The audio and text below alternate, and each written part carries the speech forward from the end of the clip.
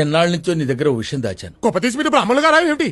ఆ పాత బస్తీ సలీం గారితో హలీం గురించి డిస్కస్ చేసేప్పుడే నాకు మనం వచ్చింది సుమి. బా ఆపరా నీ అప్రాచ్య పరిమాణాలు నువ్వును. నిన్నో విషయం అడగాలనుందిరా. ఏమిటి? నువ్వెప్పుడైనా ఎవరినైనా ప్రేమించావురా? ప్రేమ? నేనా? మనం కూడా ప్రేమించొచ్చా గురువు గారు? ఏ మనం ఎందుకు ప్రేమించకూడదు? అంటే చరిత్ర చూసుకుంటే సలీము, అనార్కలి, రోమియో జూలియట్, లైలా మజ్ను ఎంతసేపు వాళ్లే ఉన్నారు గాని మన వాళ్ళు ప్రేమించినట్టు ఎక్కడా దాఖలాలు లేవే. చరిత్రదే ఉందిరా, చింపేస్తే చిరిగిపోతుంది. కాని ప్రేమలా కాదురా. ప్రేమ ప్రేమ ప్రేమ అంటున్నారు. కొంపదీసి మీరేమైనా ఏమిటి సిగ్గుపడుతున్నారా? వీడు మొఖానికి సిగ్గు కూడాను. ఏమండోయ్, మీరు సిగ్గుపడ్డం మాని ఆ అమ్మాయి ఎవరో చెప్పండి. మన రాజమండ్రి గణపతి శాస్త్రి లేడు? లేడుగా. పోయిన పుష్కరాలకి మనిషిగా మునిగి శవంగా తేలాటగా.